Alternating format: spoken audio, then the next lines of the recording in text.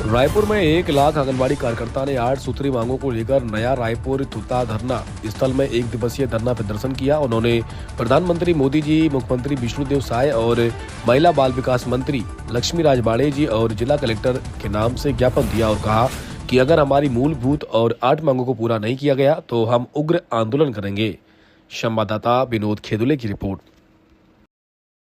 19 तारीख को हम लोग रायपुर तूता में 8 सूत्री मांगों को लेकर के आंदोलनरत है, जिसमें हमारी पहली मांग है शासकीय कर्मचारी आंगनबाड़ी कार्यकर्ताओं सहायिकाओं को किया जाए और जब तक शासकीय न किया जाए तब तक आंगनबाड़ी कार्यकर्ताओं को 26,000 रुपये दिया जाए और सहायिकाओं को 22,500 रुपये दिया जाए। पेंशन ग्रेजुटी की सुविधा आंगनबाड़ी कार्यकर्ता सहायिकाओं को मिलना चाहिए।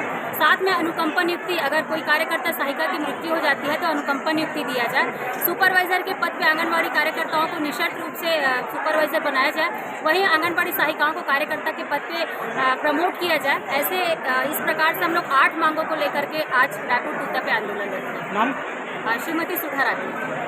हम 8 मांगे हैं, उसी को लेकर 1 दिवसीय धरना प्रदर्शन हुआ है। इससे पहले पूरे जिला मुख्यालय में लंबित मांगे हैं और हम लोग जहां से शुरू होते हैं वहीं खत्म हो जाते हैं। जैसे अभी कार्यकर्ता नियुक्त है तो हमारे उम्र पार होते जा रहे हैं, लेकिन आज तक हम प्रमोशन नहीं रहे। ऐसा नहीं है कि हमारे बीच के लोग पढ़े लिखे नहीं है, हमारे लोग ग्रेजुएट बैठे हुए हैं। उसके बाद भी हमारे विभाग में एक चपरासी का भी पदोन्नति होता है, फिर एक कार्यकर्ता का क्यों? जब शासकीय कर्मचारी है नहीं तो शासकीय कामों का बोझ हमारे ऊपर क्यों? ये हमारा सवाल है शासन से। हम और जैसे अभी वेदवती जोशी वाला, जिस तरह से छोटी छोटी बातों को लेके हमारे आए दिन हमारे कार्यकर्ताओं को प्रताड़ित करना, बर्खास्त करना, मतलब ये सेवा लेने के समय में कार्यकर्ता, पूरी सरकार को कार्यकर्ता ही दिखते हैं। भीड़ बढ़ाओ, चाहे महातारी वंदन का योजना का हो, चाहे आपका आधार कार्ड का ड्यूटी हो, चाहे दुनिया का हर ड्यूटी कार्यकर्ता कर लेती है, लेकिन उनकी छोटी सी गलती पर बर्खास्त कर देते हैं। ये सरासर गलत है।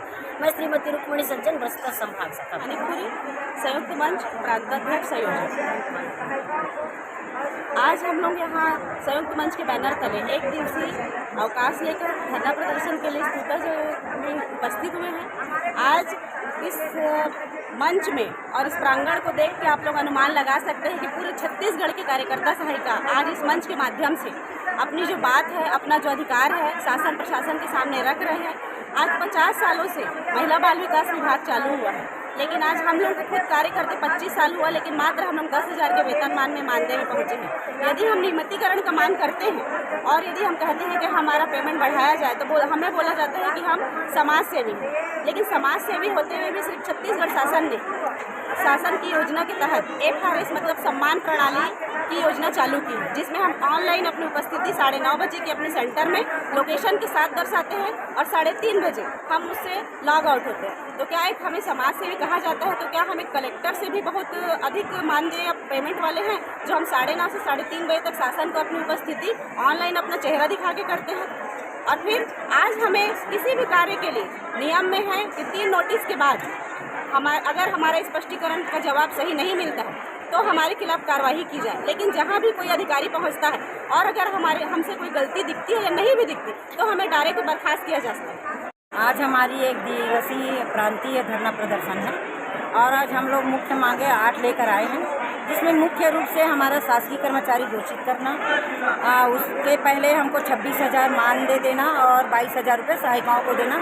सुपरवाइजर भर्ती में हमको प्रमोशन दिया जाए। 2007-8 में प्रमोशन मिला था, उसी तरह नीति तैयार करके हमको प्रमोशन दिया जाए और सहायिकाओं को कार्यकर्ता पद पर प्रमोशन दिया जाए। हमारे बुढ़ापे के सहारा के लिए हमको पेंशन ग्रेजुटी दी जाए।